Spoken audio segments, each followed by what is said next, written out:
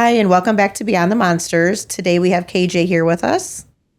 So tell me, is there room for me to cry? Is the devil all inside my mind? I don't wanna die like this, I wanna live my life. Hi, KJ. Welcome. Thank you for having me. Yeah, you guys had a fun flight experience last night. Yes, it was a 3.5 hour delay. It was insane. Wow. Well, I'm glad you guys made it, though, because a lot of flights got canceled, so that's good. Yes. You can start wherever you're comfortable. Okay. Where are you from?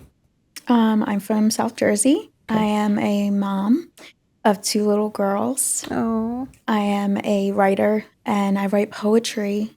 And that's actually why I came on the show, is to talk about my platform, Mend in Lines. Okay. Tell us a little bit about that. So I started Mend in Lines because honestly, I've had a few platforms over the years, and I've struggled to just launch them because I felt like I wasn't telling my true story. I feel like I had to rebrand myself so many times because I was afraid to share everything. You know what I mean? I was KJD Inspiration Creations. I was coping with KJ. I was so many different things, and then it hit me one day. I have to share all of me. Okay. To, you know what I mean? I'm telling people you should heal, you should share your story, and I'm not sharing all of mine. So it kind of hit me one day where I'm like, you know what? It's time. Time to share it. Yeah. Where do you want to start?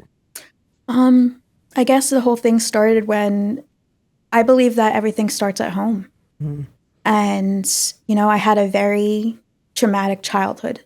Okay. I am a baby it was originally 4 kids. And, we grew up in a very hectic environment, and it was a very violent environment. And over the years, I've had to relearn how to communicate, how to have relationships, because just being in that household for years, it really shaped who I am. Yeah. It's kind of like remaking yourself, you know what I mean? Reshaping yourself. Yeah. And I started writing as early as middle school, and it's always been something I'm passionate about. It's always been my escape from life. Right. I grew up in a Catholic household, Catholic Irish household. And, we didn't go to therapy. It was very much, CCD. We pray about it. We don't talk about it. It stays in our household. And I was in that mindset into my adulthood. So I never really felt healed. I had to do it on my own. You know what I mean? Yeah. Was it mom and dad both were abusive, or was it? Yes. It was honestly the whole household. It was siblings with each other. It was the parents. It was, we grew up in an environment where we didn't trust each other. We didn't have a connection, honestly, as siblings. And I feel like the older ones had to raise us, and that impacted all of us differently. Right. And, I know that everyone has their own story, and this is my side, and this is how I saw things. I know that my siblings all have their own traumas and the things that they've been through and how it impacted them. Right. Well, they say, like, when you get in an accident, they use that a lot. You could have 5 people in a car and everyone's got a different version because everyone experienced it differently. Yes. And our ages are very different, and we're different. It's funny. You come from the same household, you experience the same things, but you're such different people. Right. And it's amazing because no matter what we went through, no matter what relationship we have with each other, what we have with our parents, we're all really good parents. Oh. And we broke that cycle. You can see it. You know what I mean? No matter what relationships we had with our parents or with each other, you can see that we just wanted to be good parents. Oh, I love that, though. That says a lot, because that's hard, especially when you're growing up in conditions like that. Were your parents, like, is it generational trauma? Were they abused, or? From what I understand, my mom had a rough childhood, and, and she has her own traumas, and, and that's why they call it generational trauma. She did the best that she could in her eyes. Yeah. And I saw a quote a long time ago that said, as your daughter, I forgive you, but as a parent, I will never understand. And I feel like as generations go by, we all just want to do better. We all just want to do better. And it took me years to learn that, and I had to grow, you know? Yeah. Well, you didn't have, it sounds like you didn't have guidance anyway. So you're like swimming on your own, even as an adult, learning everything. Yeah. And it's, you know, being the baby, I know that a lot of people say, you know, siblings go back and forth. We tease each other, but we terrorized each other. There would be times where, you know, they joke about it at family dinners sometimes, and sometimes it gets to me, but I try to tell myself we all heal differently. We all express it differently. But I would leave the household the table, because we would do family dinners and we would do high-low, and it would turn into such a fight almost every night. And we'd make fun of each other, and we would sometimes hit each other, and it would turn to Is this as adults? As kids. Oh, as kids. Okay. Yeah. Okay. So this is, I would say, I was younger than my daughter. So I was probably up to the age of 9 at my original home. So I remember being as young as 6 years old. So I remember being at the house, at the original house, and sitting at the table, and we would make fun of my looks. They'd make fun of how I talk. And it's like I was also being sexually abused at 6, 7 years old. So By siblings or? by a family member. And it was just isolating, because it's like it happened for years. And I just remember being little and laying in my bedroom being scared all the time. And then I'd go out and try to connect with my siblings, and they would just make fun of me. Or you know, we'd make fun of each other. You know, it was defense. We were raised because they let it happen. You know what I mean? It's like if I see my daughters fight, I'm like, girls, knock it off. Your siblings, talk it out. You know, go into the room, talk it out. Ours was fed off of it. And I had a dad who worked so much. So it was mostly mom at home. And, you know, she was overwhelmed because there was a lot of kids. And we had foster kids. So there was just so much. It's like, it's so funny when I look back, because it's like we took in kids when we should have been taken away. You know? Wow, that must have been hard. Like, how are you guys bringing in other kids with trauma and everything you can imagine, and you're not even dealing with ours? Yeah, and it's resentful, I'm sure you felt.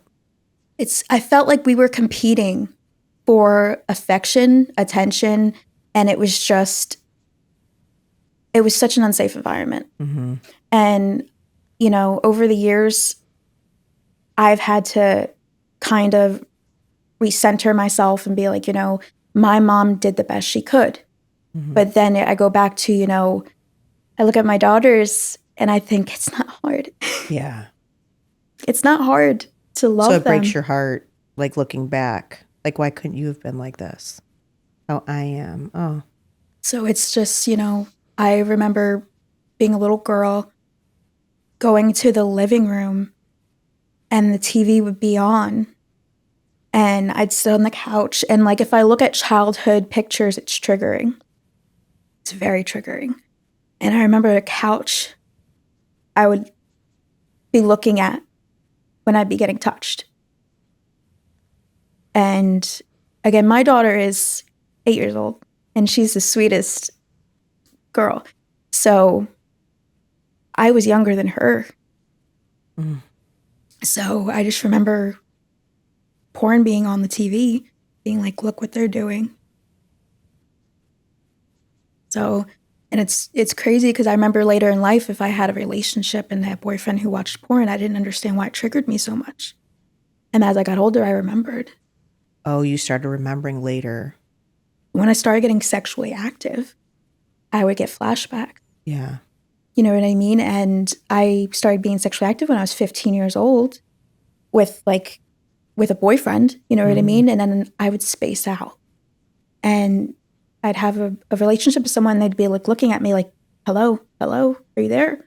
Like they pull my face. Like I remember. Disassociating, yeah. Yeah, and they're just like, oh my God, like, you know, and I've had long-term relationships. It's not, you know what I mean? So my first boyfriend I was with for 2 years, and he would be like, are you okay? Are you okay? He'd check in on me and stuff. And I'd be like, I remember this. And I just cry. And, it's. Did it make you question yourself? Like, is this real? Isn't it? Am I remembering things the way they actually happen? Because your brain protects you Yeah. for so long. And then it's crazy how out of nowhere you can get triggered. Yeah, I remember sitting on the couch with my big sister, and I said I had a flashback giving oral sex to my abuser. And she broke down. And she's like, I am so sorry.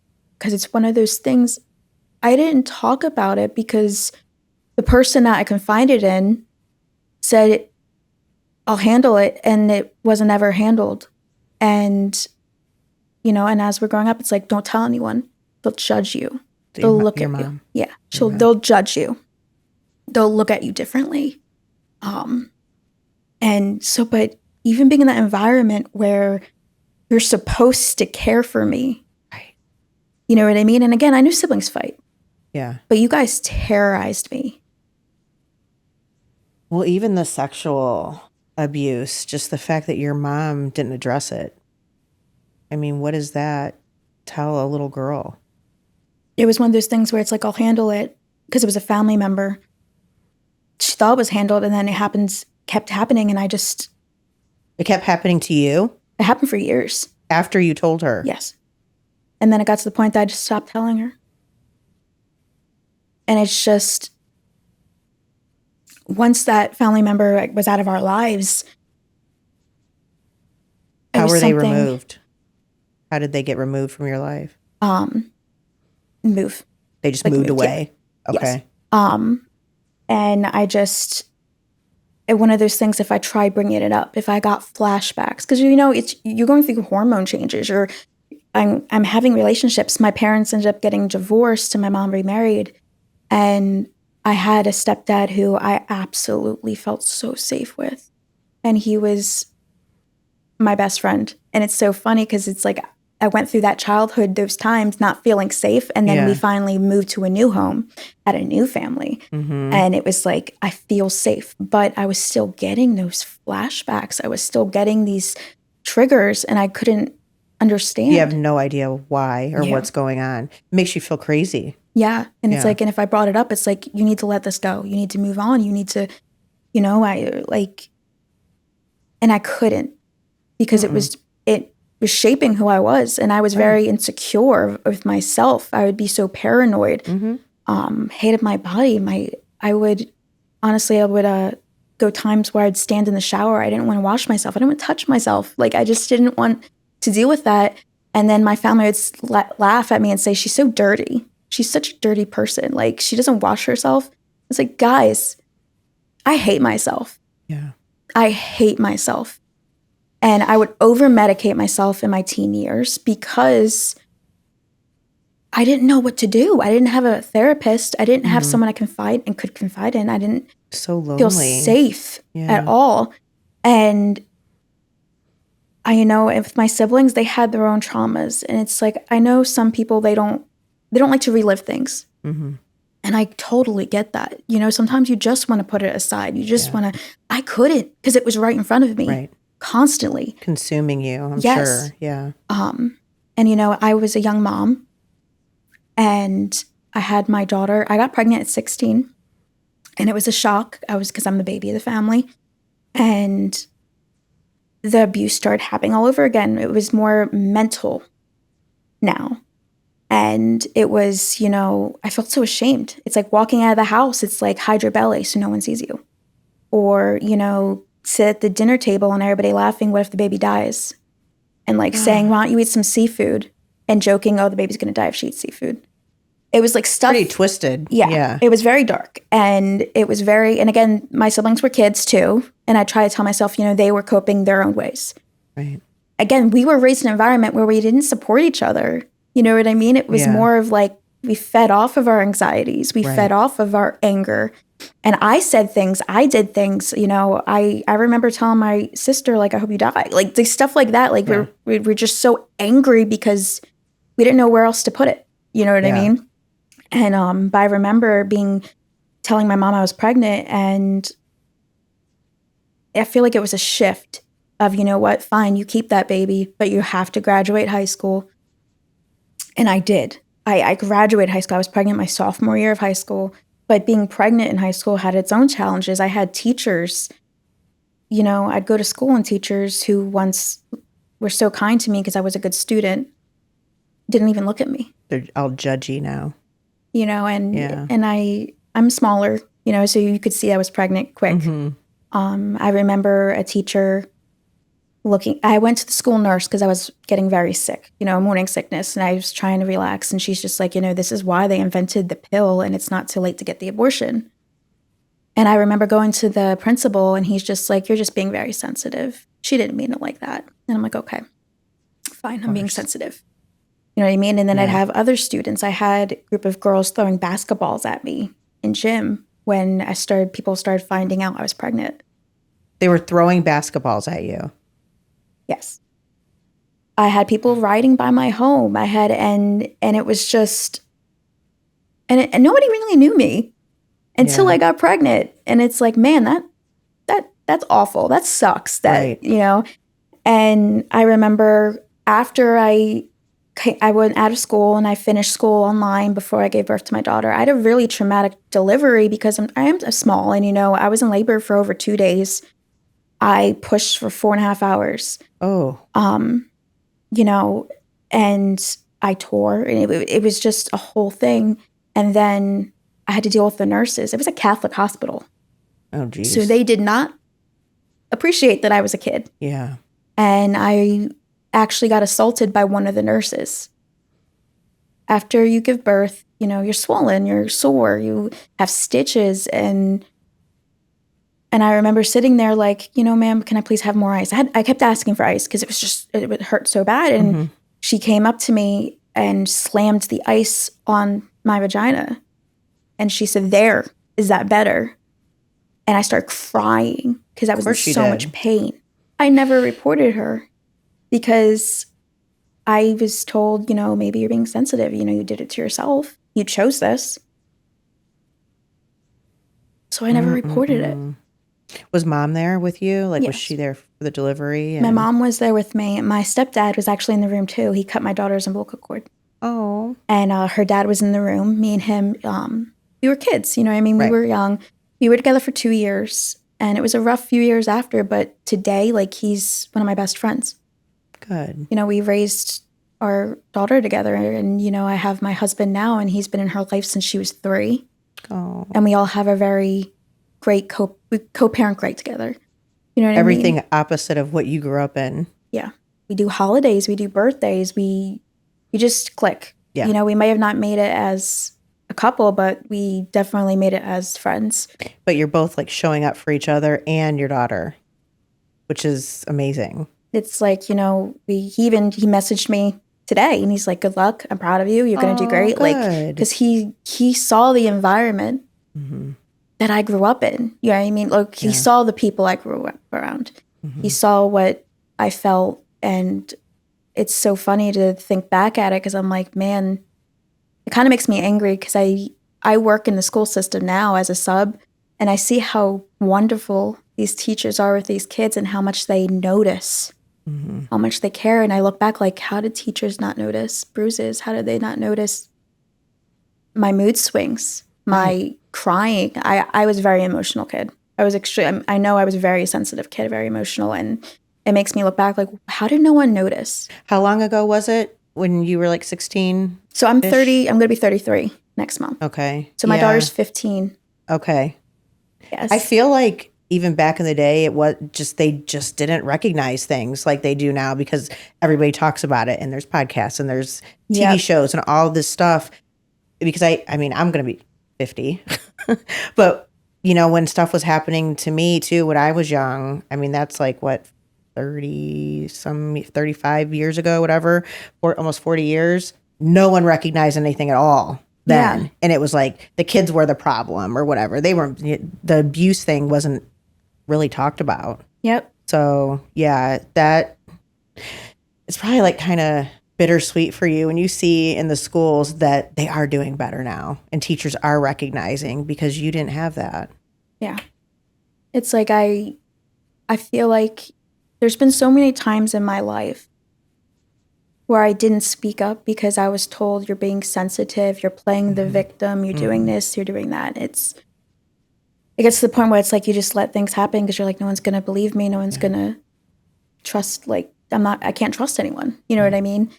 I remember being pregnant and I was in my room crying because I was getting bullied at school and I was getting bullied at home. And no one was happy for me, which I understand. I was a kid. It was scary. But I was doing everything I could. I went to school. And then after I had her, I worked part-time. I still went to school.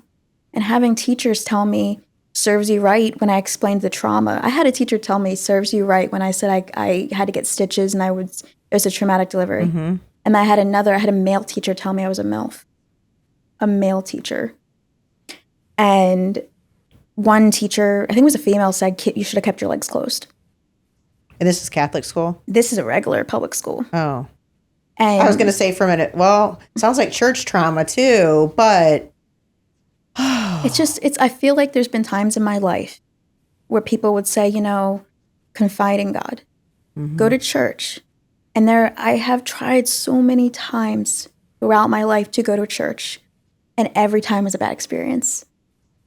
And I think that, when I had my daughter, I went to church with my ex, and everybody would come up saying how beautiful she is. They wouldn't even look at me. Like, oh, she looks just like you, to him, and like, congratulations. Look at me like I was a whore. Like, yeah. And it's like, when I public spoke for 10 years for teen pregnancy, and over the years, and it became less about my story, more about asking kids, who's the product of teen pregnancy? How did it affect you? And the stories I would hear, I'm like, it let me know I'm not alone. And it also let me know, like, how these kids were raised by parents who were teen parents who didn't want them. It's awful the way that, like, one kid I remember when I would public speak said, "I wish she aborted me." And I'm like, you're like a 17-year-old kid whose mother hates you so bad, you actually wish she aborted you. To feel that way. That way. And there was only 1 year I talked about sexual abuse, and I couldn't do it again. Because at the end of the day, I was so drained. I was so... Reliving it is... It's hard. Yeah. But that's why I love writing, because, I deal with a lot of racing thoughts. I deal with my PTSD, my anxiety disorder. And there's times where I can't say it, but when I'm writing it, it means something. It all comes through. Perfect, I bet. And it's how I connect with people. And, went through high school. I had my daughter, and the person that I confided in the most with was my stepfather. He raised me for a good portion of my life. I met him when I was 9, 10 years old. So he was there in the room. He was there my daughter's first year, and I felt like I could trust him. But unfortunately, my parents divorced, and he cut us off. He did. Oh. Where was Bio Dad? I didn't talk to him because it was just a very abusive household growing up, and I just needed to cut him off. I felt like I had a new dad. Yeah. And it's funny, I never slept through the night growing up because I know that there'd be times I'd pee my bed on purpose and just sleep in it. Yeah. Because I just didn't want to get touched or like. Yeah. I also remember the first time I actually got punched in the face as a kid, and it was by my abuser. And I was around my daughter's age. I know I was younger than 9 years old. And those cartoons where you see stars. And somebody I saw stars. Like, I saw lights. And I remember that. And I never felt safe. I never slept through the night. I didn't start sleeping through the night till I found my mom married my stepdad, because I felt so safe. And then once they got divorced, I didn't sleep again. How old were you when they got divorced? 19. So I had my daughter, and Yeah. it was just the one man that I felt like, and he didn't know I was abused for years. My mother never told him, and I never told him. And I finally opened up to him, and I told him, and I felt safe because I felt like someone genuinely saw me. Yeah. And it also surprised me she never told him, because that was my dad. That was the person who has been in my life, you know? Do you think that she, in her own way, do you think she just didn't say, did you ever feel like she just didn't believe you? Or do you feel like she was just oblivious to the reality of it? I think she believed me. I think she had a hard time because as a mom, I mean, if my daughter came to me that she was getting abused, like, I'd be heartbroken, Yeah. but also I would get her help. Yeah. And you wouldn't be around that person regardless of who they are. Again, it's And our job to protect our kids.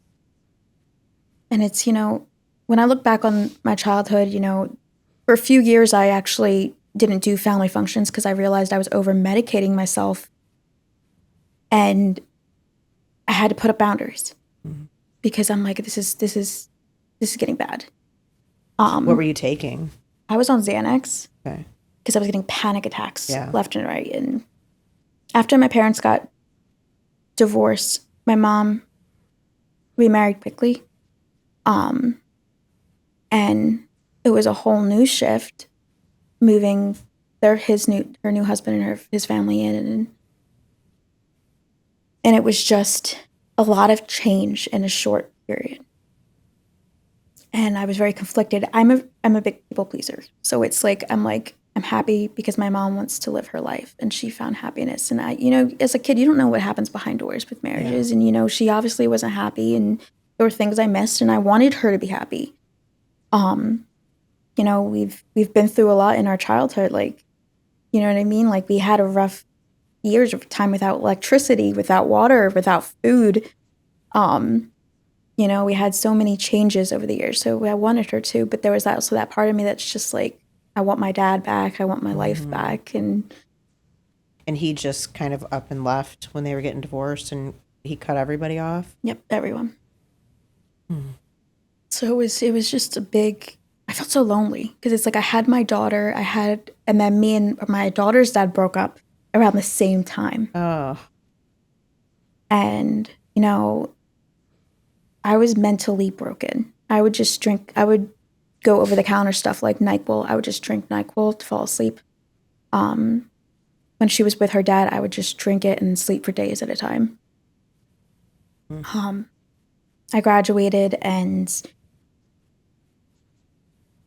I felt so broken. I tried going to college part-time, tried working part-time, while still trying to heal from everything, because I still have not had a therapy at that point ever in my life. So you're just dealing on your own that whole time. So I'm just kind of trying to get myself through it, dealing with the emotions and the trauma, dealing with being a new mom so young, and trying my best to take care of her while graduating high school. And it just going to school every day and having teachers hate me, even if they didn't hate me, their projections were enough to make me feel that way. Made you feel it, yeah. And then going home to a household where siblings were like over it. You know what I mean? I know that they care about me. I know they care about my daughter, but it was a lot of mixed emotions. Have they changed as you guys have gotten older? Yes. I hope.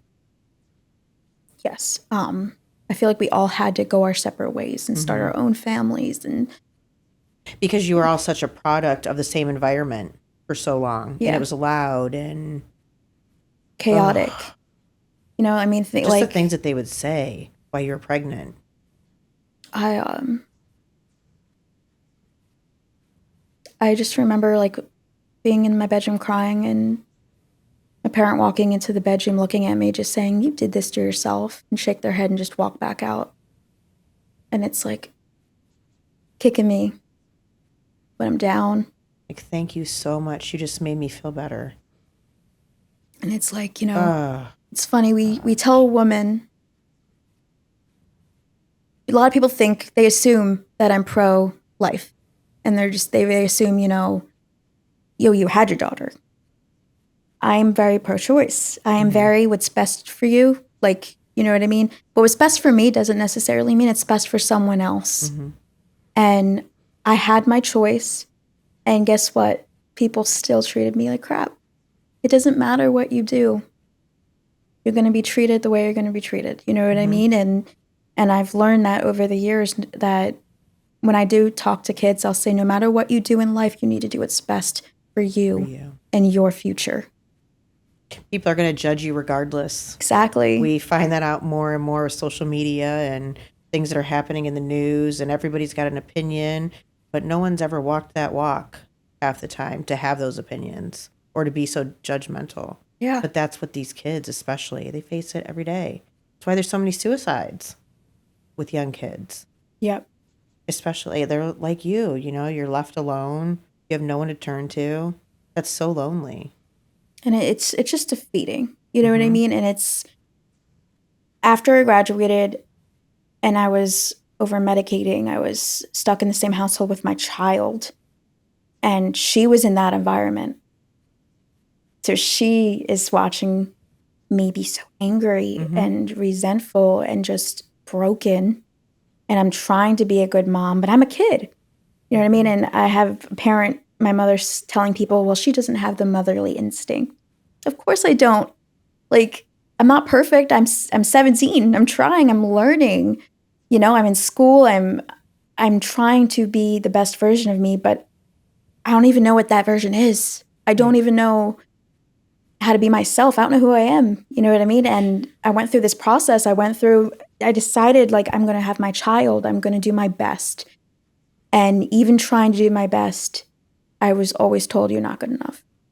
I actually, now I'm remembering this, I don't have it written down. I remember being so pregnant and so self-conscious with my looks, and just my daughter's dad worked 2 jobs because he was really trying to step up and be supportive. And he was working at a restaurant. And I remember my parents went to go get dinner at the restaurant. And she came home saying, wow, there's so many beautiful girls there. And I just remember thinking, like, what do you mean? There's so many pretty girls that he can see. And then he comes home and he sees you. And I just remember thinking, oh my God, she's right. I'm ugly. I'm fat. I'm pregnant. He's not going to look at me. He's not going to want me. The one person in the world that's never supposed to talk to you like that. And that's exactly what she did on a regular basis. But think about, like, she must have hated herself. And it's like, and then I see my big sister. She's old. She's 6 years older than me. She's so beautiful. She's such a beautiful girl, and her daughters are beautiful. And I was so jealous because I'm like, you're beautiful. Because I remember thinking growing up, like, my sister said, your sister's the pretty one, you're the smart one. And I used to think, okay, I'm smart. You know what I mean? I'm like, 'cause she is my sister. Like, she's such a beautiful girl, and she's so outgoing, and I used to feel like, I'm very sensitive. I'm very quiet. I'm very to myself, but I've never felt like I could be myself. You know what I mean? I didn't. Yeah. And, we have very different personalities, but I feel like we were always taught to be against each other, even though we were so many years apart. My daughters are the same years apart as me and my sister. So it's like seeing that dynamic, but she also had to raise us. You know what I mean? So she probably felt resentful in her own way too. Because she's a kid. You know what I mean? Would they talk like that to her? Oh, same. Your mom would say those same things to her too? But we have different personalities. Like, my sister, she's more of like, fuck you. Right. Like, I know I look Which that helps a little. Yes. Yeah. Like, you know what I mean? She is such a strong, you know what I mean? Like, she herself has her own insecurities, but she's better at being like, you know what? Don't talk to me that way. You know what I mean? I felt like I never had that because I had my sister and my mom kind of putting me down. You know what I mean? But again, I don't hold it against her because we were kids. she's going to treat me the way that she sees, you know what I mean? How What we she were was raised. taught. Yeah. Yeah. Now as adults, like we have daughters. We both have daughters. You know what I mean? So I think we know what it feels like. Mm-hmm. You know what I mean? It changes your perspective a little. And for sure. And I have such, I know everybody says this about their kids, but like my daughters are just so gentle and fun, and just seeing their personalities. And, you know, I had they'll, you know how you do family dinner sometimes, you know, they'll be like, oh, you know, when I was a kid, my mom would substitute, and she'd say kids would line up complaining about me. They would say, KJ did this to me. And, you know, it was a big joke. But it's like, I was such an angry kid. Like at family dinners, it would be like, she was so bad. She was such a bad kid. Yes, I was a bad kid. I was an angry kid. Right. I was a scared kid. You know what I mean? I'm watching my parents be abusive. I'm being abused. No one in my house is happy. I can't talk about it. We're forced to go to church on Sundays, and I can't even talk to a priest about it because it's like, don't say anything. They'll judge us. They'll judge our family. Right. So you go to church on Sunday and everybody's fake as shit. Ugh. Yeah. And it's like, over the years, it's like, you know, I'm more right now, you know, I believe in higher power. I do believe in energy, and I believe in just being a fucking good person. Right. You know what I mean? What energy you put out, you know what I mean? Like, and I don't really want to go to church. I don't slam anybody who does. I don't care what background you have. I just want you to have faith in yourself. Right. And that's why I like to share on my platform is, no matter what your background is, no matter what you believe in, if you believe in anything at all, I just want you to come here with faith in yourself. Mm-hmm. And I wish that someone would have said that to me. Just going to say, you know how hard that is to have that faith in yourself. How did you, what was your turning point to where you were able to step outside of all that was going on within the family and say, you know, I do matter? I've had more than one turning point. Okay. So when I was still living at home and my mom remarried, and there was a point where I was talking back, and I was just like, I don't want to deal with that, because I had a 2-year-old. Mm-hmm. So I was just trying to live my life, trying to go to school, trying to do what I could. And I remember her asking me to do something with her new stepdaughter, and like I said, no, I don't want to do that. And she attacked me. She ran after me. I ran outside screaming, like saying, leave me alone, leave me alone. And then my sibling came out, picked me up, brought me inside, and then she started punching my head and slapping me. I was 19 years old. So I was an adult, and I had my daughter, and my daughter was sitting there. She was 2. Seeing this. And she just kept hitting me and hitting me. And I just broke. And I was screaming and cursing. And then my sibling took me to a crisis center that night.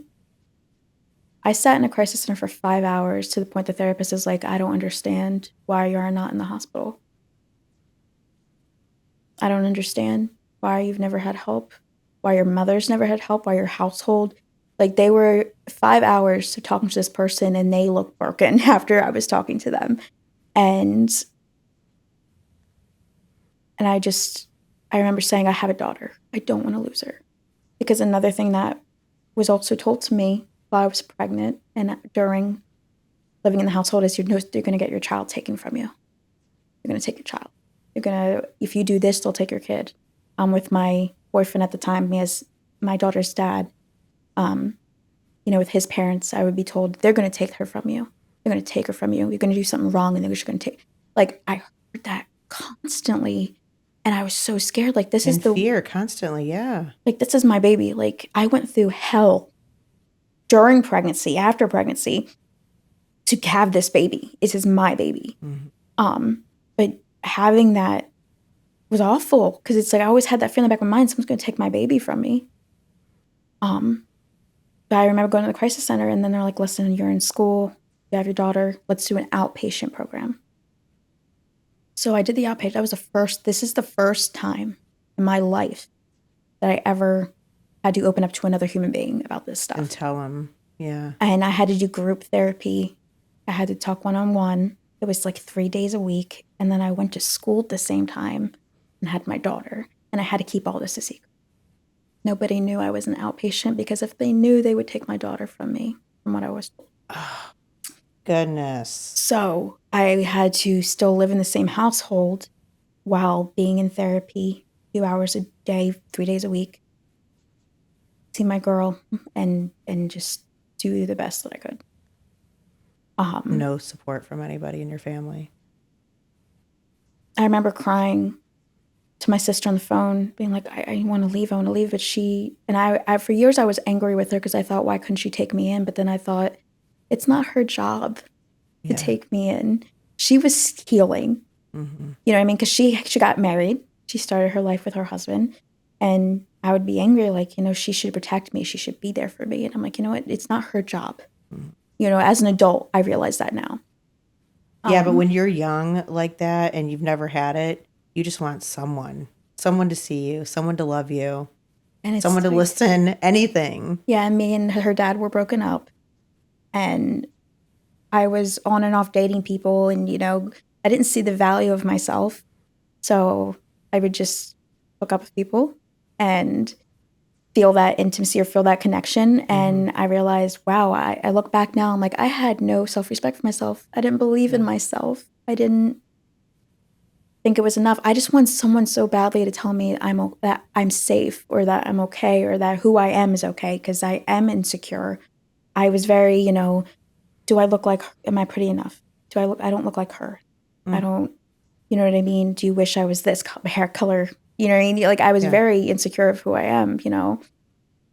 And I look back and it's crazy to me how alone and like how much I hated myself.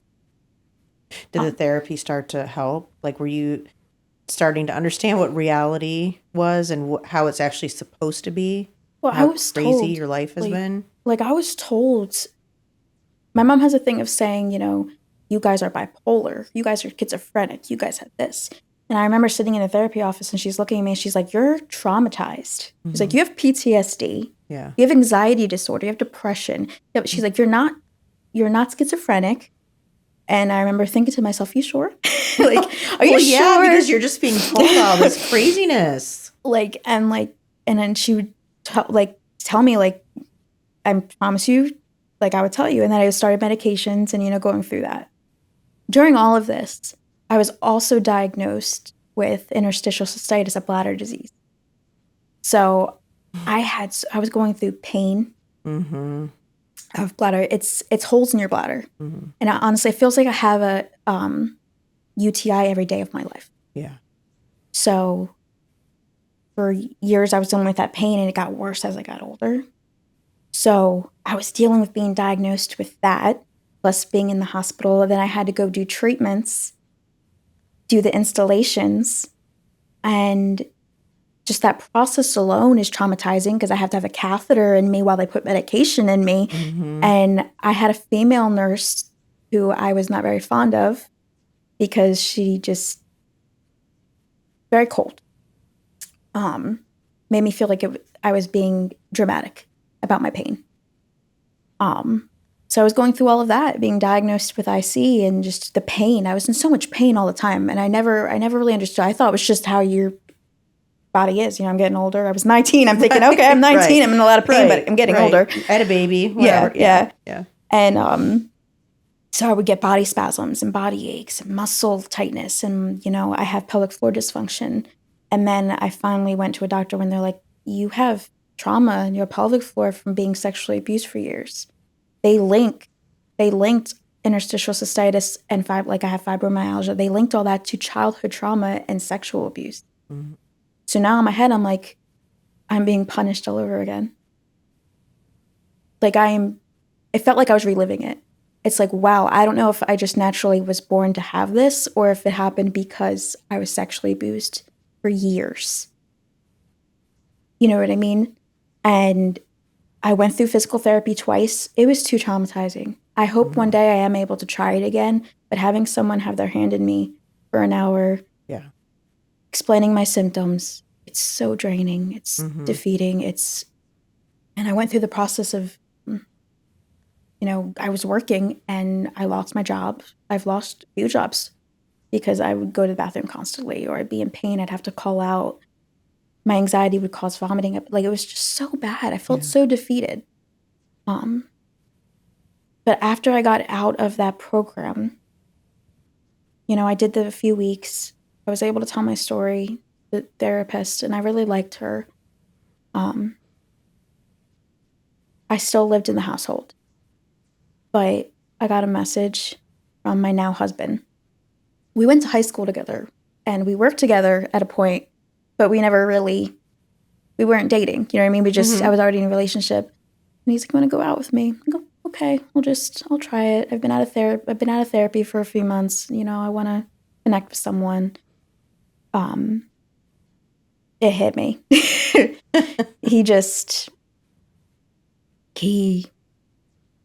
We clicked.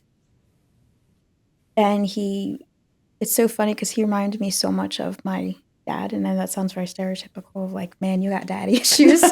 But he was so funny and he was so warm. And I was myself and he didn't run. And then I said, I'm a mom. I knew I was a mom because in school, I had my daughter. And I remember public speaking, he was in the classroom when I public spoke and he was in the front. And I remember exactly where he sat because I'm like, he's kind of cute. And we went on a few dates, got to know each other, dated for a few months. And he loves my daughter so much. You knew. He taught her to ride a bike. And I'm like, I love this person so much. You know what I mean? I already had a few relationships before then. And I've connected with people on and off. But with him, it was like best friend / you know what I mean? Like I want him. I want this person. Right. Like, and but during all of this, I was still living at home, so I was still in that negative environment, and I was still healing. I was on medication, and I'm like trying to be the best version of myself because I want this man, this guy. He was 18, I was 20, so this is a kid that just got out of high school, and he's signing up for like a teen mom and everything. So I'm like nervous, like, oh my gosh, like I need to be enough for him. But he never once made me feel like I wasn't. Yeah. So I just laid everything on the table, and he so supportive. But it got to the point where I still was drugging myself, and he came to my house one day because I wasn't answering my phone, and he found me. He had no idea that you were taking pills or anything. I was over medicating. Like I said, like I was taking my extras. Like if I took a Xanax, I took an extra Xanax. So he bent down on the couch and he looked at me and he's like, "We gotta get out of here." And this is an 18-year-old kid working, minimum wage. I'm in college part-time. I'm working a part-time job making nothing. And he's just like, "We're getting out of here." Got me out of there. He dated for 7 months and he got me out of there. How did that make you feel, though? Did it just kind of feel like a dream because you'd never been treated like that before? Or did you like not want to fully believe him? Or did you question, do you really love me? Do you really feel this way? Because poor bastard still has to deal with it. Poor bastard still has to deal with it. He still has to deal with like my insecurities. Just like we got married. We're in my wedding dress. You still like me? Oh, we're totally leaving this in. Oh man! Oh gosh. We moved out. I remember us sitting on the floor. We had our mattress on the floor. My daughter was 3. We had nothing. Nothing. We had furniture from people that would give it to us. And we just would dream about our life and we were together for not even a year. And this person I'm connecting so great with, I'm just like, man, this is too good to be true. Yeah, and you're so young. This is 13 years later, and I'm still looking at him like, are you real? Is this real? We have an 8-year-old together and a 15-year-old. I'm still like, You know what I mean? Oh my God, you're making me cry because I'm just like so happy for you. And I just, and I was going through treatments and getting diagnosed with stuff, and he would take me to my treatments. And there was also that guilt where it's like, he's young. And I'm like, I'm ruining his life. And then I met his family, and it took me years to not people please and be like, I promise I'm not I'm not using him. I promise. I'm not. Oh. I love him. I promise I love him. And, Felt like you had to defend yourself all the time. and I was so used to no one defending me. So I kind of Yeah. felt Well, like, even like how you do, you say, I'm sorry a lot. Um, that's all part of it too. We all do that when we never felt like enough. I remember sitting at the table getting to know his mom, and I'm telling her I'm in school, doing the best I can. And this was before we moved in together. Mm-hmm. And I'm like, okay, she likes me. Likes me. I know I have a daughter, but I'm getting my shit together. And then months later, my illnesses Wiped you out. it just wiped me out. And then, after we lived in the apartment, we I worked part-time, but I was struggling with the pain. I was struggling with the job. I got fired while I was hospitalized. And I just, I'm like, oh my gosh, I'm proving I'm right. Like, you know what I mean? Like, Mm-hmm. and then I got pregnant with our youngest, and I'm thinking to myself, I'm not married yet, and I got pregnant again. Probably think I'm trash. Even though I've been with this person for a long time and we live together. You were putting it all in your head on your own. It's like I didn't talk to my family for a few months after moving into that apartment. And it's so funny because I'll look back and I'll be like, you were a different person. And it's like, and I'll talk to my siblings and I'll be like, yeah, when I moved out, people would tell me, like my sister would even say, like, her husband would say, you were a different person months after moving out of the house. You know what I mean? So it's, you really are a product of your environment. Did you feel that too? Like after you moved, was it like a weight was lifted? I did feel that, but I think just the mental stress of it all. Like, you know what I mean? That paranoia, like, especially when I was pregnant with my second, I'm just like, people are probably thinking I'm such a whore because I'm like, I'm still not married. It's a different baby daddy. Would you dwell on that though? What other people might think? Yes. Yeah, all the time. Especially his family, my husband's family, because I'm like, I want them to like me, to know me. My daughter's amazing, and and I'm not gonna lie, like I held on to that for years, and I'd be such a people pleaser, and it took a toll. You know what I mean? And he would defend me. Even with him defending me, I'd still be like, "Are you going to defend me?" He's like, "Yes, like of course, like." Right. And he would actually listen. You know what I mean? It wasn't just like, you're being very sensitive right now. Right. Or you need to stop it. Or you're playing the victim. Or you're Like this. pointing the finger at you all the time. Yeah. And it was it was amazing. I do remember I skipped something that I was going to talk about. Before I met my husband, and this was also before I went in the hospital, I had a childhood friend I went to church with. And we knew each other since we were 9-11s, like 9-11 years old. Like, I always thought he was cute. Like, it was like, you know what I mean? We grew up together. So I'm like, always had a little crush and stuff. But I invited him over. We had dinner with my family, and it was just so nice. And then my mom's like, oh, I'm going to take your daughter out to ice cream. And it was just me and him sitting on the couch and just chilling. And then he started kissing me. And I'm like, okay, I'm okay with kissing. But it got to the point he was starting to force himself, and he was getting very aggressive, and then he started biting me, and there was actually bruises on my legs. And again, I was like 19 here because I wasn't with my daughter's dad, and I just remember I thankfully was able, my mom got home, so it stopped, and he actually left after. Because I was like, I actually was trying to be like, hey, I really like you. I would like it if we could not do it and just do anything and just get to know each other. But he wanted to just go straight to sex. He kept being an aggressor. Oh. So it's like I had bite marks on my chest because I was like, I was pushing him. And I actually had one of my friends come over and they took pictures.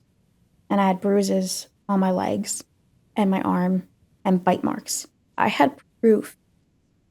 Still didn't report him because I thought, who's going to believe the teen mom over the captain of the soccer team who goes to church on Sundays. Who's going to believe me? Yeah. So I got assaulted all over again. And it's like, a part of me thought, you know what, it's my fault. You know what I mean? That's what you were always told. It's like I didn't expect it because it's like, this is someone I've known for years. Yeah. And then I sent him pictures and he's like, I promise I won't talk to you ever again. I won't talk to you ever again. And I thought, you know, that's enough for me. Just don't ever communicate. I never reported him. And I always thought to myself, what if he did this to another person? And then I have that guilt, like, crap. Like, if I would have reported it, maybe it would have made him too scared to do that to someone else. So I don't know where he ended up. Or you can't blame yourself for that, though. You were in no position to even think correctly, let alone report something like that. Every time you've ever done anything, you've been let down and told that you're shit and it's your fault. So why wouldn't you think that that's what would happen again? You definitely can't blame yourself for that. And it's like, even when I look back at high school, like, I was an angry kid. Like, I'd have fights. Like, I wouldn't get in physical fights with people because I'm very weird of people touching me. Mm-hmm. But I'd have a mouth. But it's like I had to be angry at someone. I couldn't have a mouth at home because they would tear me completely down. So I'd get in little fights and little groups of girls and stuff. But I also felt like a lot of the time I wore all black. I felt like I was very targeted a lot. Mm-hmm. But if I say that, they're like, well, you're just playing the victim. It's like, you know, why am I trying to share? So you really never had anybody that you, besides like your stepdad, that you could really confide in, and your daughter's father, your first daughter's father. I did have a childhood friend who is still in my life. Oh, good. And she's amazing. She's known me since we met when I moved into that area.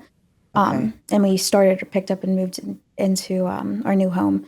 And she's been in my life now. We just celebrated our 20th friendship anniversary. Oh, I love that. And she's seen every version of me. Mm-hmm. And that girl still loves me. And as your friends should. You know, that's how it's supposed to be. Like, she is my sister. There's been, you know how sometimes you'll go a few years not talking as much, but when you do, it's just like as if you never stopped. Pick right back up. And she was a big reason why I survived my childhood, because she was just that. I'd go to her house, or she'd hang out with me and I could talk to her. You know what I mean? Oh, glad you at least had that. I noticed when you talk about your sister, your older sister, did you have like one sister and two brothers? Originally, yeah, it was one sister, two brothers, and then foster siblings. Oh, okay. Your sister, even though she was like crazy towards you and stuff when you were younger, when you talk about her now, you smile. Like you're proud of her, or you like having her in your life. She's such a good mom. Yeah. It's like we have such different personalities, but I see how hard she works for her kids and how much she's so involved, and how much, with all my siblings, with our kids, how much we want to give them a better life. I love that you all did that, because it definitely usually goes the opposite way when you grow up in that, you know?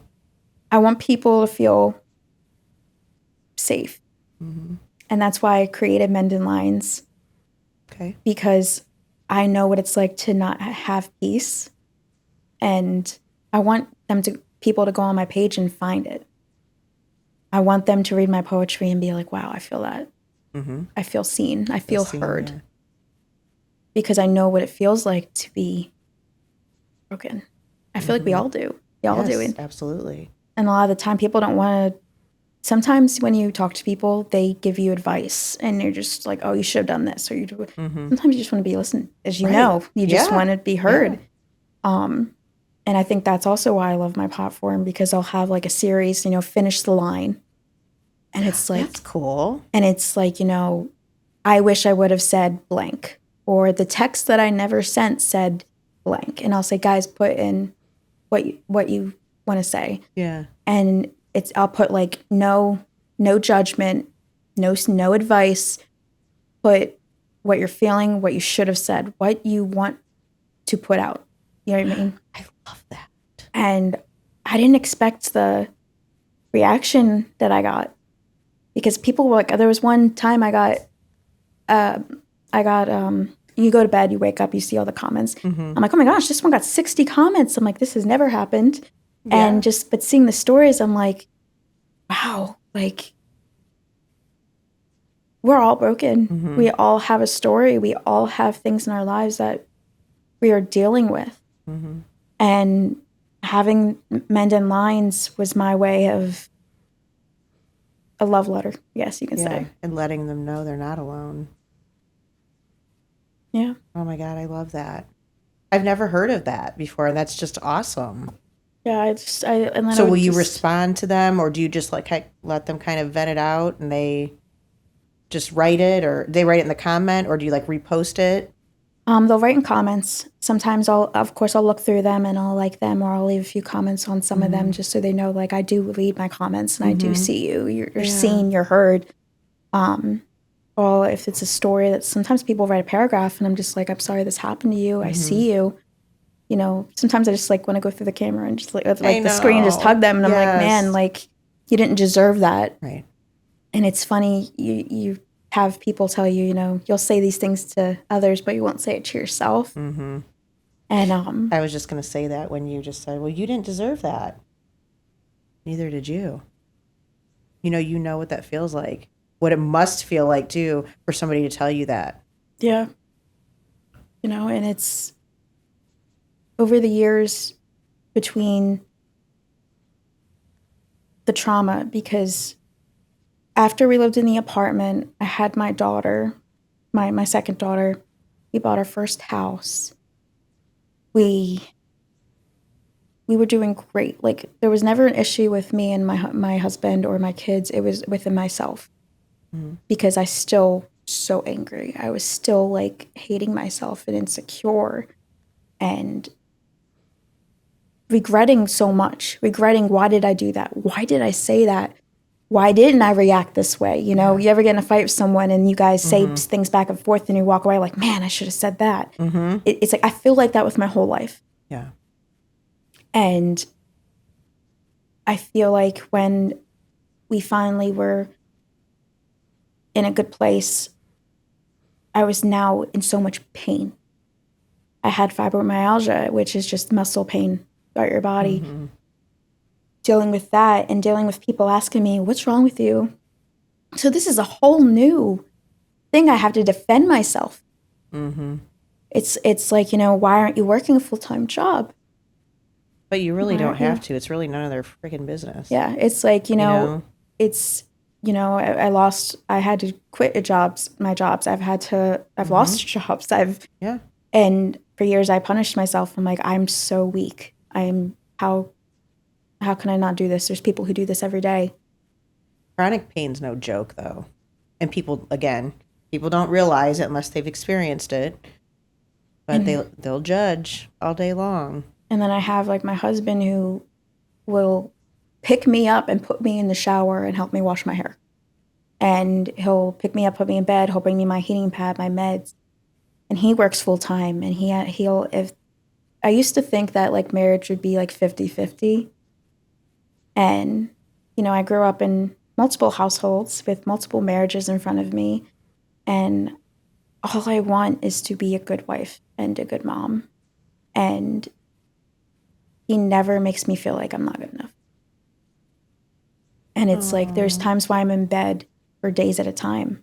Or like during sick season, I have a lot of anxiety because medications can start flares. Being around people who get sick. Like when I'm sick, I am down for the count with my chronic pain.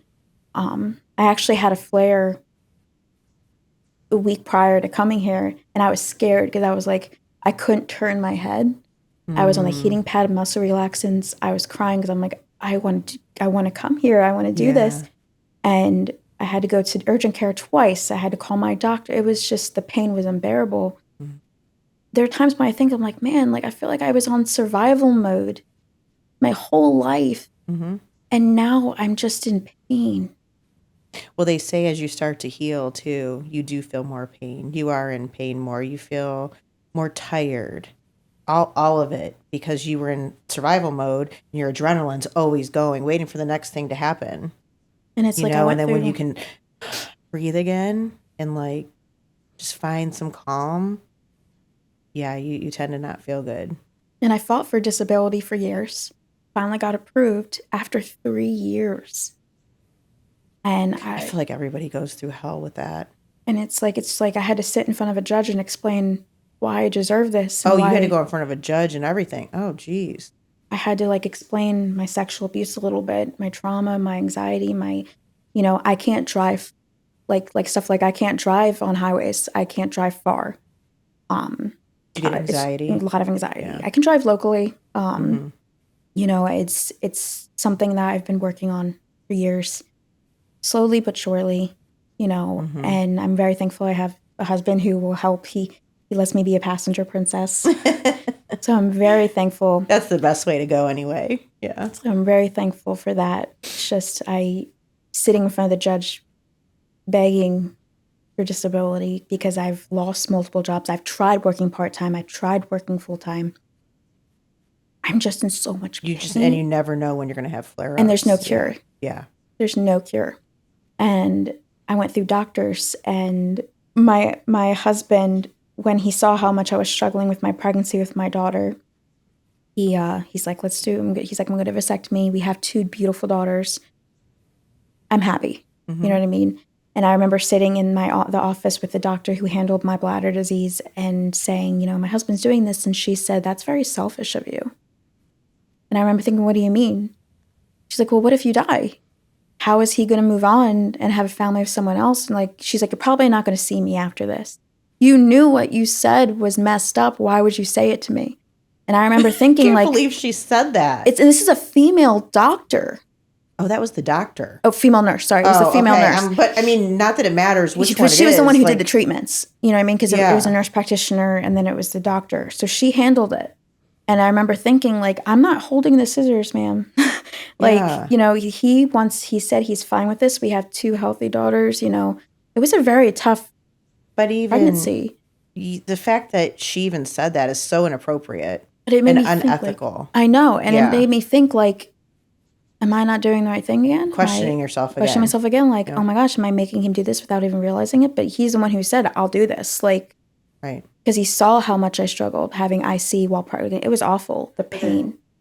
And it's a female doctor. You feel like with the female doctor, you feel safe. Yeah. She'll understand. And I remember telling her my symptoms and her looking at me like, well, I usually don't put people on disability. Because I was asking at first. Mm-hmm. And I would explain to her the pain and explain the symptoms, and I'd be in bed and she'd make me feel like, well, I think you're exaggerating. I'm not exaggerating. This is what I'm going through. This is what I'm feeling. She needs to not have a license. I was so frustrated. And then I moved to another doctor and then another one. And now I'm still with the same doctor. It's been at least 5 years I've been with this doctor. It's a male. It took me a long time, but it was a nurse practitioner and a male. I love them. Good. He went to my wedding. He's a big part of my life. Yeah. And he didn't make me feel like I was crazy. And I asked him about disability. He's like, give me the paperwork. He's like, you're in pain. He's like, you're trying. Yeah. You know what I mean? And I remember having my daughter going through all these doctor's appointments, having her on my chest, the catheter inside of me, and going through this pain and opening up to these doctors. And this was finally a doctor listened to me. And he's just like, yeah, you're in pain. We'll figure this out. I would be vomiting from the anxiety of calling out of a job and being like, I know that I work hard. I know that I'm smart and that I can do my best and I can get stuff done, but I'm in just so much pain. I'm in so much agony half the time.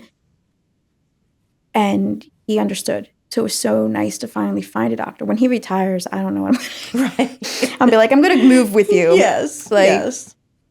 Because he's just such a big part. He knows my daughters. You know what I mean? Yeah. So it was very refreshing to finally meet a doctor that I felt safe with. Yeah. You know what I mean? Mm-hmm. But she was gaslighting the crap out of you. Oh, it was awful. Oh. But knowing now that I have this lifelong pain and medications indefinitely, plus dealing with my mental stuff. because I did try therapy again after I got approved for disability, and that alone was a very bad experience because it was a male therapist. My insurance, not that there's anything wrong with that. Yeah. But there can be with that kind of trauma, for sure. I remember thinking, you know, I was calling so many places because there was a point where the pain was so bad and I was over medicating. You started over medicating again? And I was, family again. And it was just all hit me. This was in 2020. Okay. And I tried to kill myself. And my husband found me on the bathroom. He wasn't my husband at the time yet. It was before we were engaged for a few years because we didn't get married right away because I didn't want to go get married. We were going to Ireland to get married. Oh. So it's like I didn't want to travel with the flares. And I was very underweight. There was a point I hit 89 pounds. You know what I mean? It was so bad. Yeah. But the pain got so unbearable, and then I was starting to get flashbacks again and starting to get like anxiety with family. And, having family members question you about your chronic pain sucks because they'll repeat the same question multiple times. Well, how are you feeling? I mean, you look good, so you must be doing better. It's like, I'm having a good pain day. I have good pain days or bad pain days. I'm always in pain. Yeah. You know what I mean? And sometimes people think, get over it. It's life. Work through it. Not everyone is able to do that. Mm-hmm. So having to explain myself again, like, why is this person, like when I used to describe, why are you so angry? There's reasons why I'm such an angry kid or why I'm very emotional coming into classroom crying my eyes out. There's so many reasons, but I couldn't tell you because, you know what I mean? I was shamed not to. And I remember sitting in therapy telling him my experience about being assaulted. And the first thing he said is, well, why were you alone with him? Yeah. He's like, why were you alone with him? I'm like, he was my friend. I didn't expect him to do that to me. I have had multiple friends that are guys who I was alone with, and they never did that. And I remember thinking, is he telling me that I did this to myself? Some of these practitioners that you've had, I mean, like, they're so inappropriate. And it's like, there were you know how sometimes you'll meet people and you can tell they're religious. There were just certain keys to like the way he would talk to me that I'm like, he wants me to be praying and and I felt he didn't force it, but it's like you could feel it. Feel it, yeah. I was with him for a year, and then I'm like, I can't do this anymore. It just you stayed that long, huh? Yeah, therapy, because I tried to commit suicide, and I woke up in the hospital, and I begged not to be put into the mental hospital. I said, I'm in therapy. And they're like, it's not working.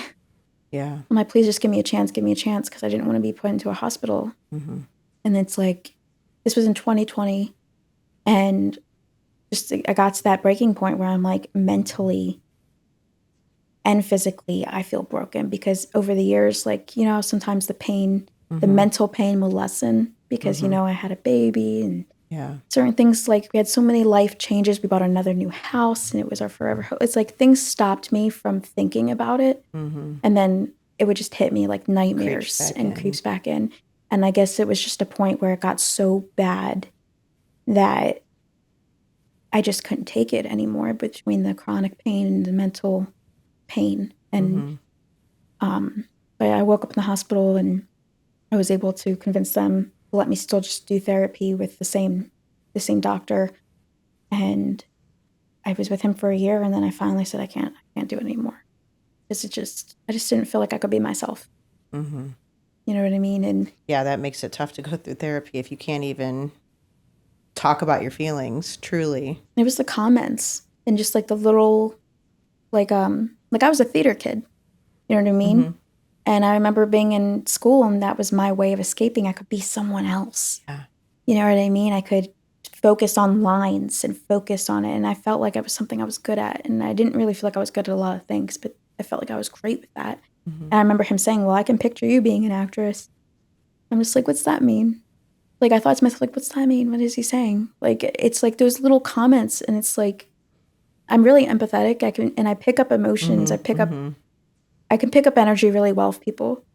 And I just did not feel safe in therapy with him.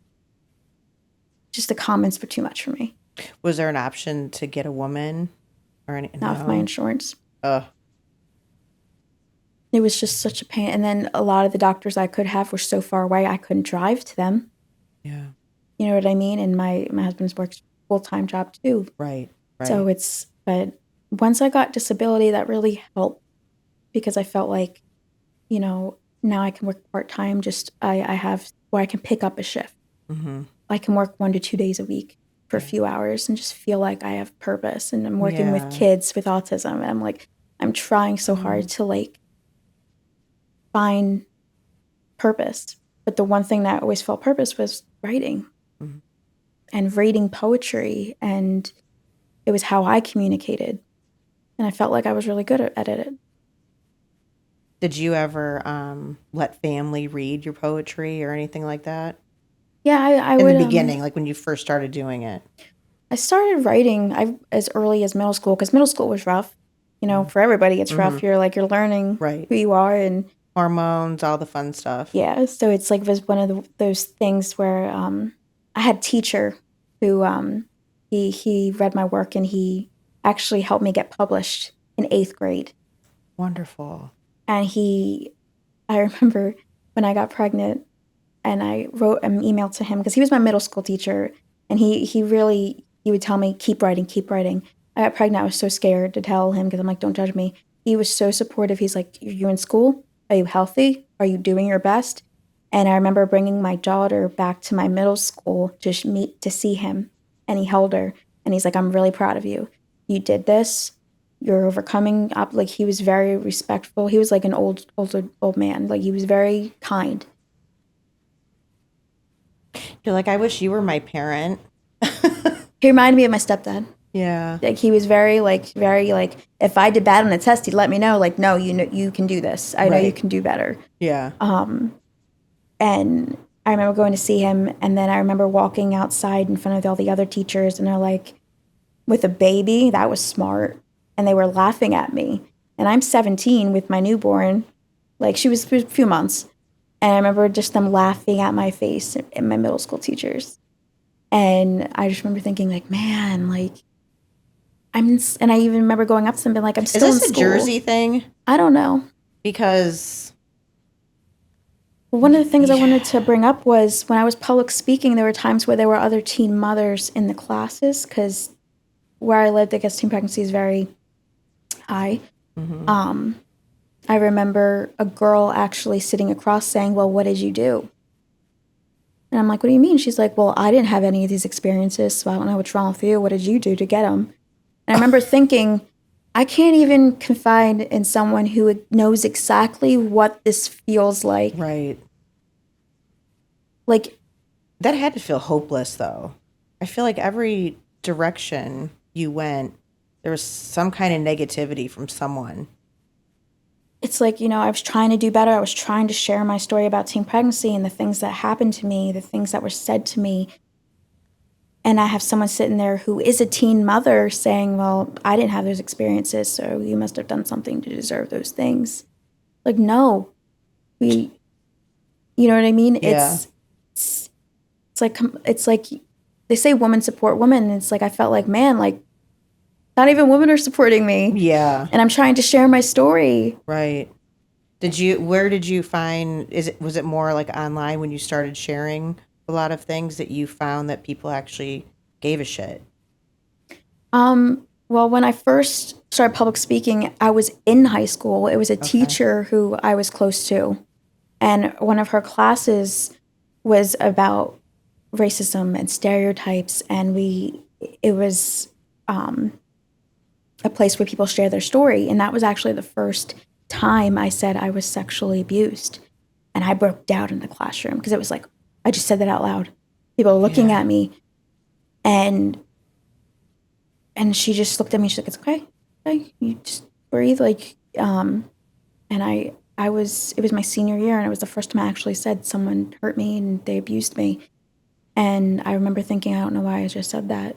I think I held on to it for so long that it just came out and I felt safe enough around her to say it. And then after I told her some of my experiences being pregnant, she's like, can you start speaking to the kids in my classrooms? Like, can you? And I did it for 10 years.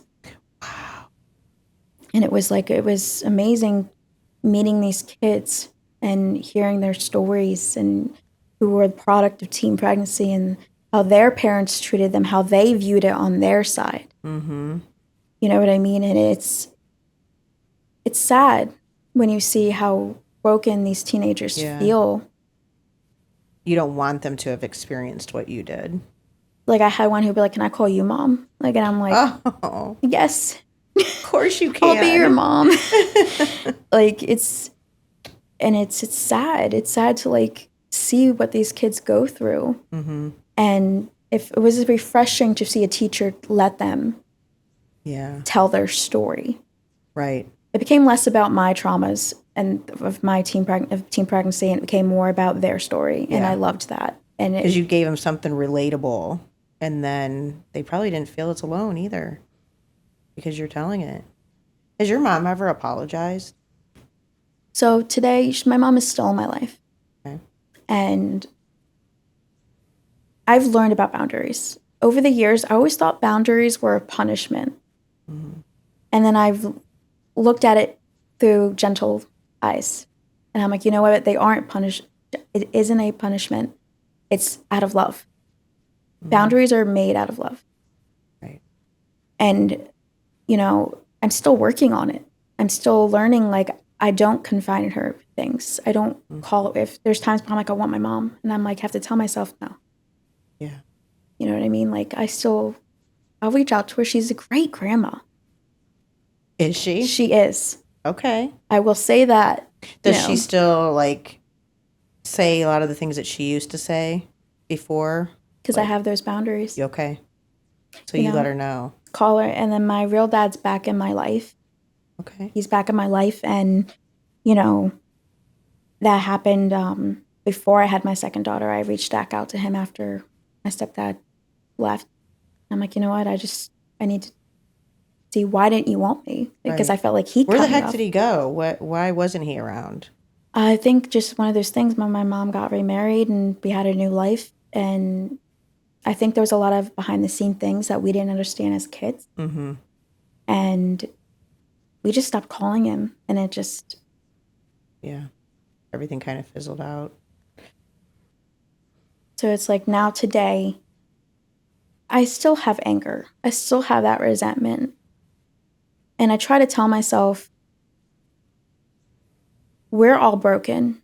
Mm-hmm. We all have a story. We all have trauma. She had trauma. She treated us the way she was treated. And now she's trying. And I forgive her. I do forgive her. I mean, if she's trying now, especially being so much older, that's not easy either, you know, because she was probably so set in her ways and her beliefs and everything she was taught. The fact that she's trying to change now is definitely a positive. And, but it is hard. You're right. Getting rid of anger, though, is still hard, especially because you're good parents. And you're a good, you know, you guys are good parents to your kids. You're a great mom, and you look at things so differently.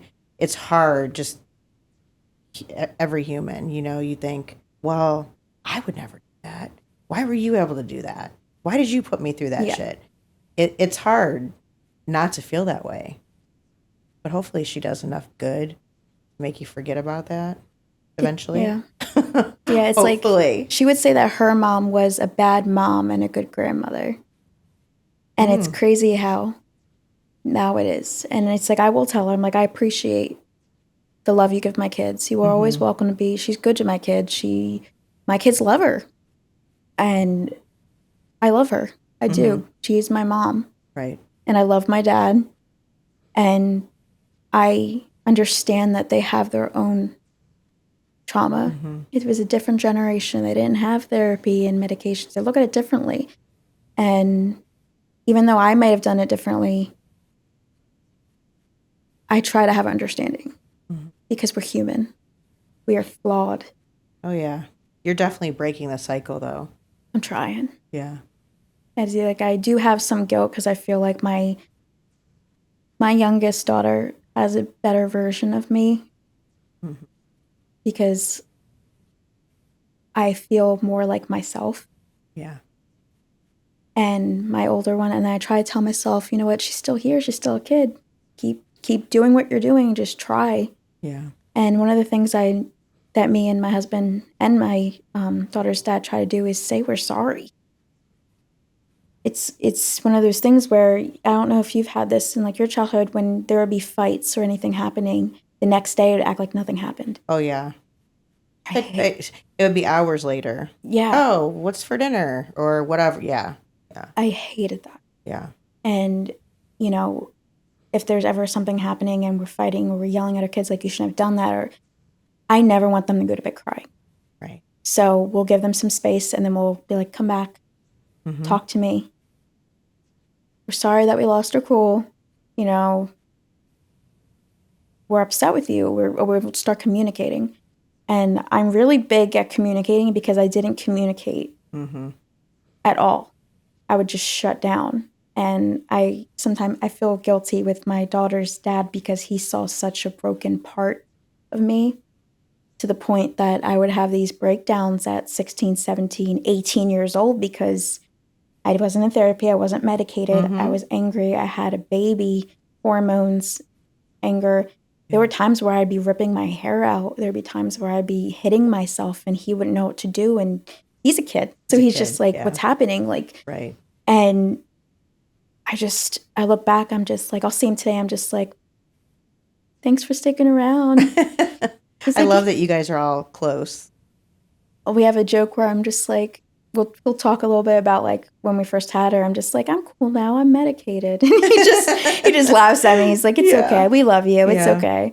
It's funny that you say that too, because I would just the other day, and I'm probably going to say it wrong because we were trying to find the right words for it, but like how you said that you feel bad between your youngest and your oldest, like just because you're different. And it's like as we grow and we are more removed from our trauma and we grow, I always think all the time now, I'm like, God, I wish that I would have been in the place I am now for my kids that I am for my grandkids. Yeah. You know, because it takes it back to like what you're saying about your mom. I feel I'm a way better grandma than I was a mom, but I was so in the trenches of trauma for so long, just like trying to survive, that I just didn't give them the same attention. I wasn't showing up for them like I show up for them all now. Yeah. And especially my grandbabies. I'll tell you what, grandkids, it's a whole different kind of love. Because the parents are like really responsible for them. Yep. So you just get to like be their buddy. Yeah. It's like amazing. Spoil them and then they're like, here, they're crying, take them back. Yes. But yeah, with when it comes to the chronic pain, I realized that over the years, my body healed the only way that it knew how to. And I was not only angry with life and just the trauma, I was angry with my body. Yeah. Because I'm like, come on, like, you know, it's so much pain all the time. It puts a toll on you, which I know so many people understand. Yeah. And it's, like I said, it felt like I just being punished all over again for a trauma that I had no control over. And I felt like over the years when I would try to open up to family about things, I would be shut down. And it was like being a kid again. I felt like I was just the stupid little sister. And, you know, and we've been through different step siblings and, you know, different aunts and uncles. It's just like you try to build these relationships and then they're gone. And it gets to the point where it's like, well, no one's going to stick around anyway. You know what I mean? Just feel abandoned all the time.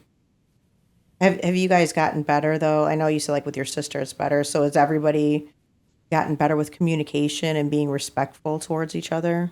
Or do you speak with your other siblings? Yeah, I do. We're all parents and we, you know, do holidays or birthday parties. And, you know, like I said, it's the boundaries. If I'm in trouble or if I'm really going through something, I know it sounds cold, but I don't go to my family. I don't have that connection. I go to my husband or I go to my best friend or I go to close friends. And it's not that I don't think my family would be there. I think I just grew up with them not being there. So now it's, And before they used to use everything against you, like anything that was going on. yeah. And it's, I get very triggered Yeah. at family events, like, and like, I don't over medicate anymore, and I don't ever want to put myself in a position where I will go back to that. Mm-hmm. You know, I have such a great relationship with my daughter's dads because I know what it feels like to not have a consistent parent. Yeah. And I'll say, I might have not done a lot of great things. I might have made a lot of mistakes, but I picked two great guys to be two great dads to my kids, and that is an accomplishment. Heck yeah, it is.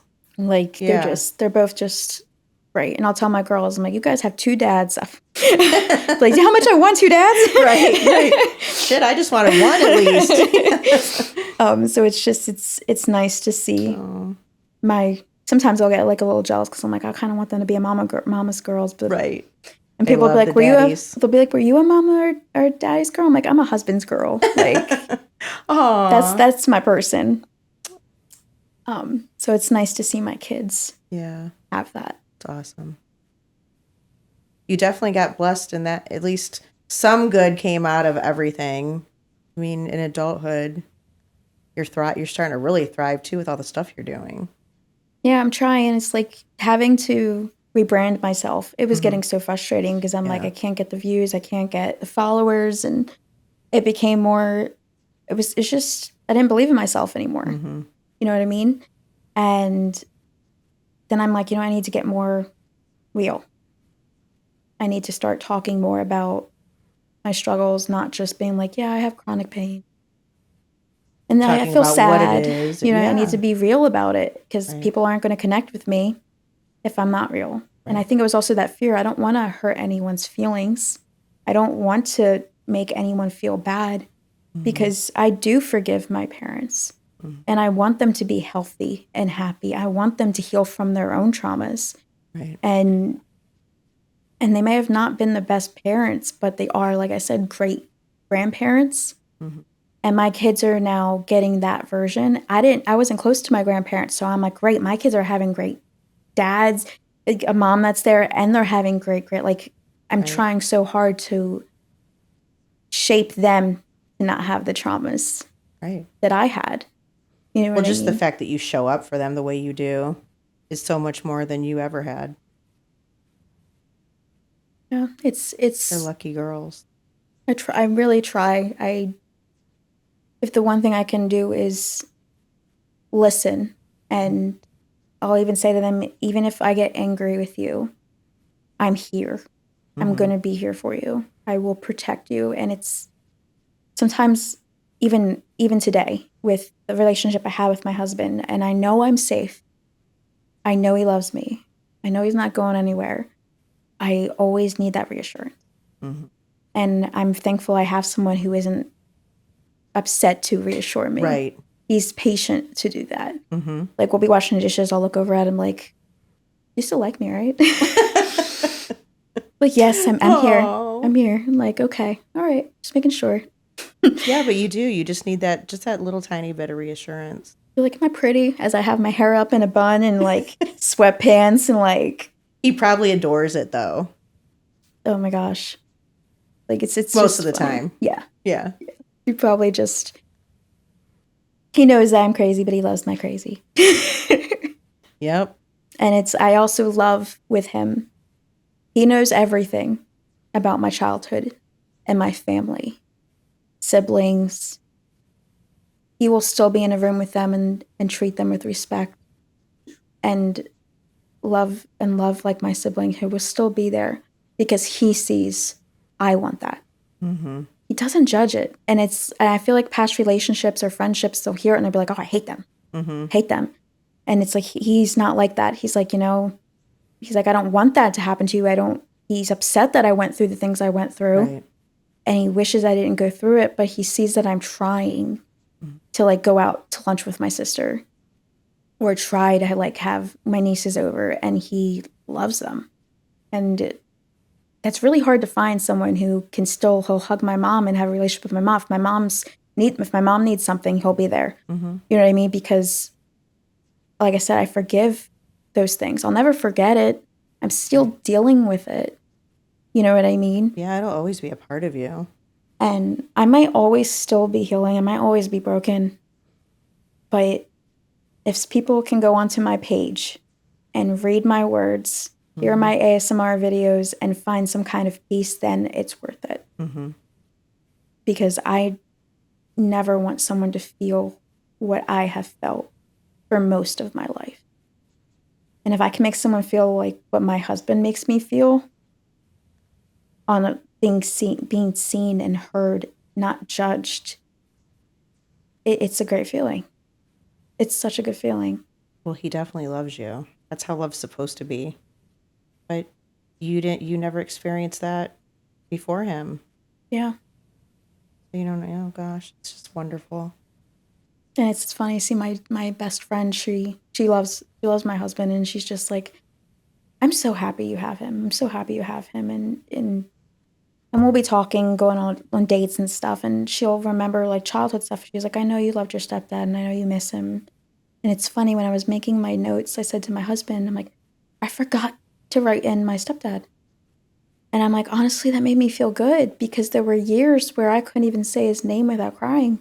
Oh. And there were years where I couldn't even look at pictures of him, because I would break down how much I missed him, how much I needed him, how much I didn't understand why he would not talk to me. Mm-hmm. Because out of all the siblings, I was the youngest when he married my mom. So he was closest to me. Right. You know what I mean? Did you ever reach out to him at all? I tried.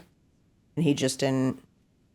And it stuck with me for years. And it got to the point where I'm now, today, I could say his name and I'm not crying. I forgot to put him in my story because I'm just not thinking about it as much, trying to focus on the positive. Right.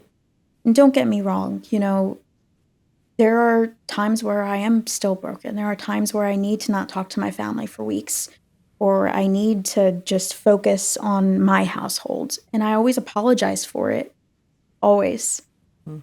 And, especially sick season, I'll say, guys, we're taking a break. And then I can sense people being angry with me and I feel really guilty. And then I'm like, they hate me. And it sucks. Yeah. But I'm working on it. Right. I think you're doing amazing for what you've been through. For sure. Just the fact that you can even recognize so many different things, positive, negative, trying to build relationships again. That takes a lot. Have you been suicidal anymore since the last time? Over the years, I'll have times where I'll say to my husband, I'm not doing okay. I'm not okay. Mm-hmm. I'm not okay. And it'll be a few days and I'll think about it. Mm-hmm. Think about it. And then I write. All right. Perfect. And I went to college for a year, and I remember sharing about my abuse on paper, and I wrote the essay, and it was pages long, and I submitted it. I got an F. And I remember thinking, what? And he's like, listen, it was beautifully written. Your story's amazing, but there were too many errors. You did too many run-on sentences. You spelled this wrong. You spelled that. And I remember thinking, I hate college. I feel so discouraged. Mm-hmm. And I didn't write for a little bit after that because I'm like, I feel stupid. I feel like, oh my gosh, it's not good enough. No one's going to want to read it. They're just going to correct me on everything. Yeah, it's like they're not even feeling my story. They're worried about my grammar. Yeah. So I was not a fan of college, but but over the years I've been writing more and more. I have journals back from middle school that I kept all these years. Sometimes I'll look at them, sometimes I don't, because it triggers me, and I'm like, okay, never mind. I'm just gonna close that and put that back. Yeah. But writing has been my outlet. It has been a piece of me, and I really love sharing it with people. I can't wait to see some of it. Thank you. To hear it, see it, whatever, all the things. I need to have all your socials. I love that thing that you're doing where you let people say what they need to say. That's beautiful. I didn't expect it to pick up as quickly as it did because, you know, like I will. said, like the views were so low and Mm-hmm. I was getting discouraged because I'm like, oh man, people don't like my writing, but Yeah. it's not reaching enough people to Right. connect to it. And then, you know, starting that series and then doing just quotes and questions. Like I'll put a quote and then I'll put a question like, what do you do now when you have anxiety? Or what are your triggers? Or, you know, Good. just certain things for people can connect with each other. That's another thing is seeing in the comments, people commenting on others saying, oh my gosh, I feel this. Yeah. And that's one of those things people think social media, it disconnects, and it can. There can be such angry people online who say cruel. I've had people leave comments and I'm just like, I'm deleting my page. I'm like, I'm not doing this anymore. No, because there's usually for every 20 amazing, there might be, well, not even 20. Sometimes, yeah. Every one 50-ish. amazing, then one bad. Yeah, one shithead that pops in there who has no followers and just wants to feel relevant for a minute. Yep. And Yeah. and then It's hard not to like Yeah. take it to heart though. it is. Yeah. Especially because you're like I said, I'm like, I am sensitive. Yeah. And I do pick up on things. And then, but when I'll see people talking to each other through the comments, I'm just like, you met someone who is a person who feels what you feel. Right. You're connecting. They feel a little bit seen by that, everything. And sometimes some of the best people you meet in life aren't your family, aren't your friends. They're just strangers who want to hear you Right. because they see you. You know what I mean? And I know I keep saying, you know what I mean. It's how I connect with people. I want them. I want to be reassured that you're. Yes. You know what I mean? Yes. Something my sister said to me before. She's like, there are people in your life. Everyone prioritizes of like who's in their life, and she will work 60-hour weeks. Like she will be in every soccer tournament. She will do everything. That bitch will text me back in a second. Really? She is so on it. And because I know that it's important to her. And I understand that we all have different lives. We all have different responsibilities. Some of us need to step away from our phones. Right. But just knowing that as adults, seeing how she will text me back no matter what's going on, be like, hey, look at this meme, or like, you know what I mean? Yeah. Just something like that. It's growth. And I remember telling her that I'm going on the podcast and I had so much anxiety because I'm like, I don't want to hurt our parents. I don't want to hurt my parents. I don't want to hurt my siblings. I don't want to like anyone to look at them differently. I just want to share my story because this is who I am. And she was very supportive because she even said, you know I've made mistakes. I was mean. She's like, but don't hold back. She even said, don't hold back. Wow. Do what you need to do. This is your story. You've fought so hard to be here. Right. She knows how much I've tried to rebrand myself and make changes. And she's like, you're finally going to be able to tell your story. Do it. I love that for you.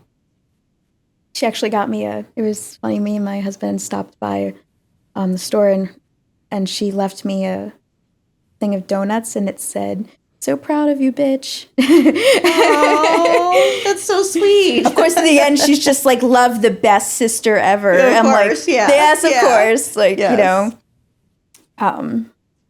I do remember now there is a piece in the beginning that I didn't share that I forgot. Okay. In my childhood that it was a big thing. When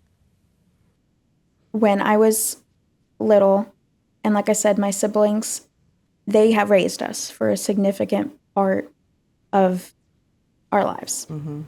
I remember being in the laundry room getting changed, and I had to be 7, 8 years old.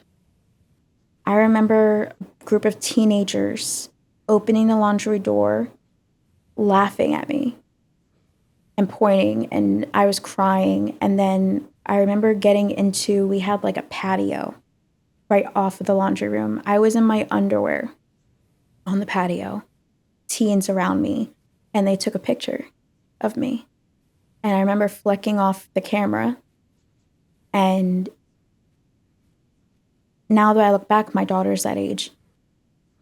I'd kill someone, like do that to my child, like, right. And at first I thought, I'm being sensitive, their siblings do that to each other. They mess with each other, but I was naked, and a bunch of teenagers took a picture of me. And while I was crying and screaming at them to leave me alone. It's like those things shouldn't have happened. Right. They shouldn't have. A parent should have stepped in to be like, knock it off. It shouldn't have escalated to times where we were fighting physically and terrorizing each other and saying comments to each other that tore us apart. And I felt like there were times where our parents would watch and it kind of fed off of it. Yeah. And as adults, we definitely have more respect for each other and we communicate better. I think all of us are healing in our own way. Some of us don't talk about it, some of us do. Right. And that's fine. But no matter what, we want our kids to be happy and to be healthy and to That's not what have amazes me with you guys. That part of it, that you guys all are hell bent on making sure your kids don't live like that. And that doesn't always happen. That doesn't usually happen that way. Yeah. It usually just keeps going. And we grew up taking in kids. You know what I mean? And that alone shaped me because I watched these kids go through these horrible things. And I was going through my own stuff. So it's like seeing babies come into the house who were sexually abused, changing them and seeing it. Yeah. And it's like I myself was being abused and I couldn't talk about it. It was just such a whirlwind. It was so traumatic. Right. And I feel like this whole time I've just been healing from everything. And there's been times where people are like, you just need to get over it. You're an adult now. You need to just grow up and stop blaming. It's not about blaming. I'm not trying to blame anyone. I'm not trying to play the victim. I'm not trying to do any of that. I'm trying to share why I'm the person I am today. And you've been working on yourself. You've been growing. People that say that kind of stuff, though, as hard as it is, you just have to tune them out because they're clueless. They're, again, people who haven't been through it. Because if they'd been through it, they wouldn't say that. Because they would know how hard it is. It's next to impossible to just move on. And if you do that and bury it all, you're going to be in more trouble later when you're older. It always comes back. It always creeps up. So you don't just forget about it. Ever. I don't think you ever will. Even like today, like it took me years. Like I've been with my husband for 13 years. And the first few years of our relationship, like as a woman, like I don't know if you can relate to this. I had the lights off. I didn't want him looking at me. I was very like, only can touch me a certain way. Like I was very scared sometimes. Like I was learning to love myself at the same time while letting someone else learn to love me. Right. And I'll talk about this and people are like, look at it differently. I say, I didn't have an orgasm till my 20s. It's because you didn't even feel comfortable in your own skin. I know. How would you? I know. And it's like, it's nothing against the people that I was with. Right. It's not, it had nothing to do with that. It was mental. It was how much I hated myself, how much I closed off myself. I didn't let myself feel safe. Right.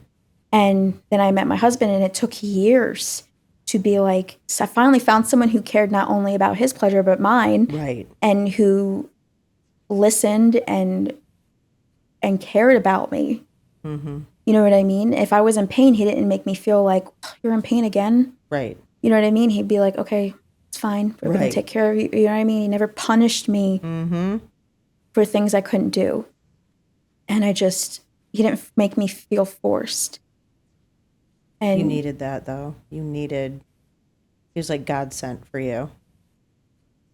I was because I'm very like, cook the meals and like I love feeding him. And I'm just like, I have to make sure he doesn't cook because he needs to depend on me. I'm just like, I'll like make meals, and I'm just like, here you go, babe. And he'll like try to make something. Like, I got that. You need me. Right, Like, right.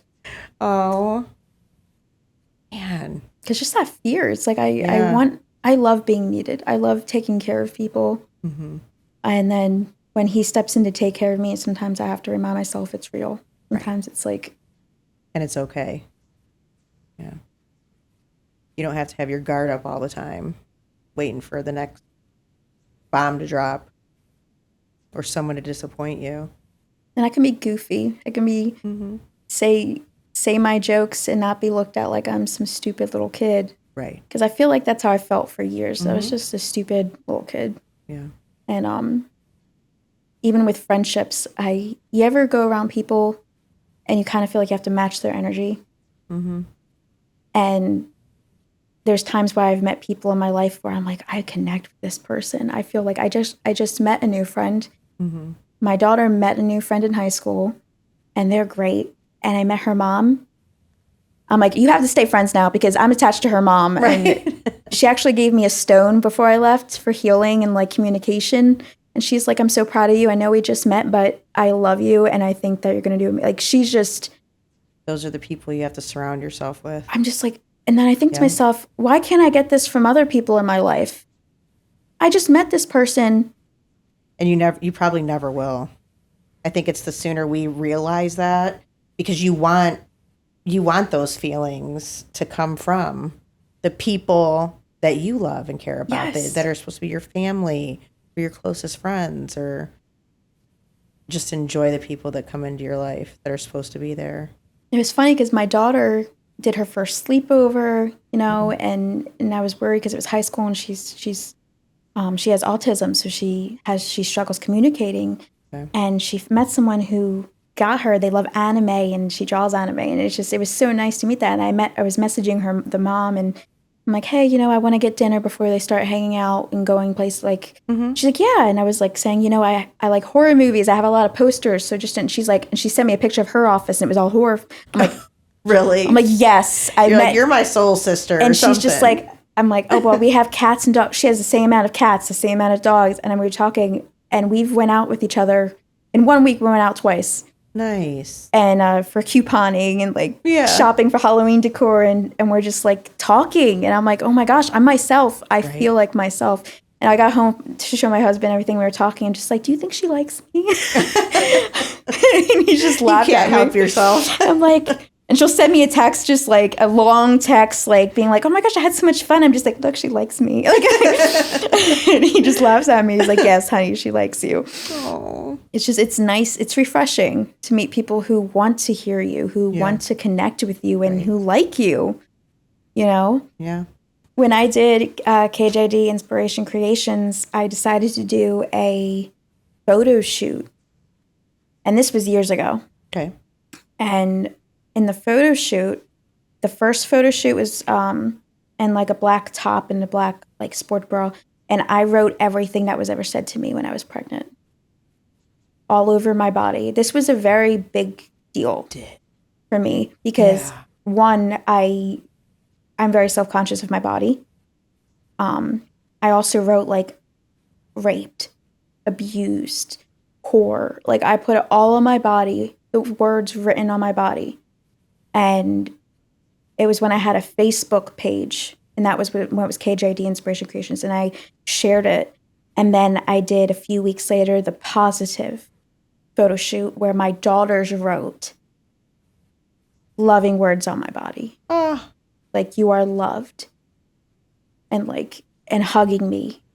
And I had, because my daughter was a baby then, so she had this, and I had them in white. I was wearing like blue jeans and like a white top. They were wearing white, and like it was such a good photo shoot. Yeah.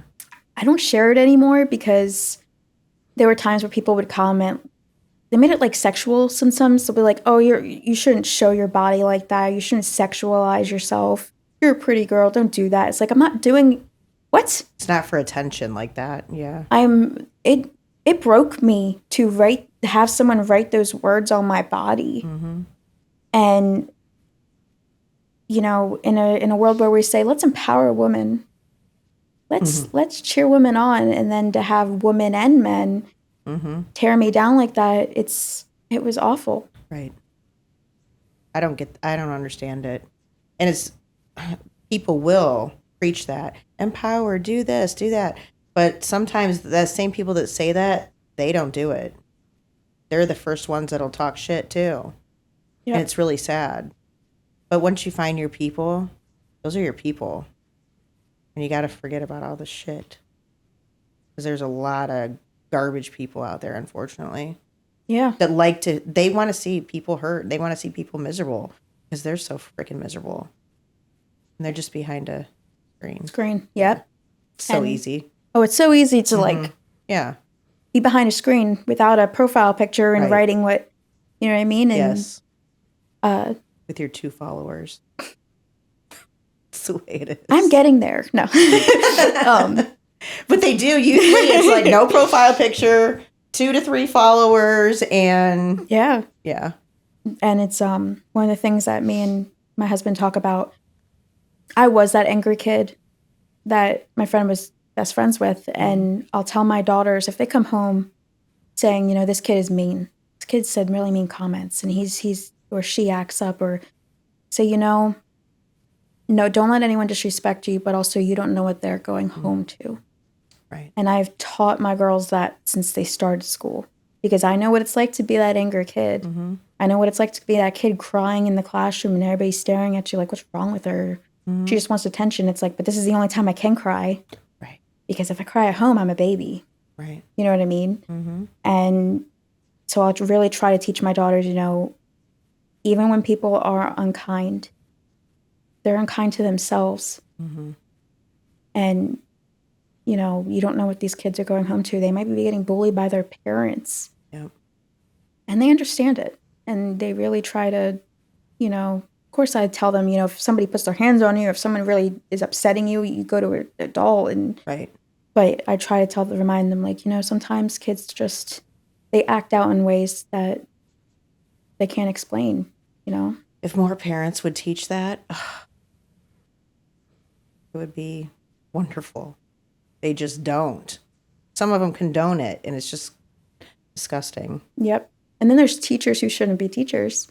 Yeah. Well, the school district that my daughters go to, I cannot say enough about. Like, I love, because I work in it. Good. Like, they're amazing. Okay. It's because I work in a company where I go into throughout the district. Like, I'll go to different schools for wherever a paraprofessional, and I'll go where they need me. Okay. Every teacher, not exaggerating, like, I just have so much respect for them in the area that I'm in, the school district my daughters are in. Like, I feel like they have such support. My daughter has an IEP, and they communicate well. And that's another thing, that my daughters are both in therapy. And I don't look at it as people are going to judge me. My daughters are in therapy. I'm looking at it as my daughters need someone to talk to and to learn coping skills and need to learn their worth. And that's what we're doing. And I think it's not hard to want that for your kids. Right. Because I don't care if if the therapist is judging me. Like, I'll let them write in my house, help my kid. My daughter can't communicate. She's struggling. Mm-hmm. And, you look at your kids and you're like, man, it's not hard to love them. It's not hard to want what's best for them. Is the therapy helping them? Yeah. Yep. It really does. And, like, the therapists that my children have are so kind. And even working with them, and they'll tell me, like, it's great working with your family because you're actually working with us. You communicate. I'll text them pictures of my kids. Like, my daughter won a softball game. Here she is. Like, it's very. I'm really big on communicating because I know what it's like to be shut down. And it seems like they genuinely care. And I grew up in different districts where teachers were mean. Mm-hmm. And they were so disrespectful. And don't get me wrong, I was not a perfect kid. I know, girl, but you had school, you had medical professionals. Yeah. All that probably definitely need therapy and ethics courses. Yeah, it was, and don't get me wrong, there were teachers who I still have communicated over the years to let them know I'm doing okay because they genuinely cared Yeah. about me. But they're the ones that were meant to be teachers. Right. Right. There's times, but like I remember where I used to still live in that area, and I'll be in a store and I'll see a teacher I had, and I'm just like, I'm just gonna slowly walk backwards and just leave the store. And I forgot what I needed anyway. Like, you know, and because it's like now I feel like if I ran into them, I would just be like, I'm happy. I have 2 great kids, and Right. if they talk down to me, I feel like I'm at a place now where I'd just be like, F you. Right. You know? I say that, and then I'd see them, and I'd be like, I can't do this. And then You're walk like, I'm away. going aisle 2. Like, oh my gosh. Running. Oh my goodness. Why don't you read something for us? Yeah. I recently wrote this piece. I actually wrote it to be on here and share this with you. I used to think peace meant forgetting. Forgetting the things that changed me, the things that damaged me. I thought peace meant getting through each day and trying to make it to the end without a flashback or a panic attack. If I woke up in flight, I thought I had to fight. And over time, that became my normal. But after years of exhaustion, peace began to mean something else. Acceptance. Accepting that those things happened. Accepting that they will always be a part of me. But that doesn't mean they have to confine me. They don't have to keep breaking me. I've realized that as the years pass, I grow, and new parts of me are formed. I begin to outgrow the old ones, and finally I start to fit into place. I outgrow the version of me that was built on survival because I finally realized I survived. Was so good. Thank you for having me. Thank you for sharing. It means when I got that email, it meant so much to me because you don't know how many podcasts, how many times I'd reached out to others and say, give me a chance to share my story. I know I have hand purpose. pick them, girl. Out of thousands. Did amazing. Thank you.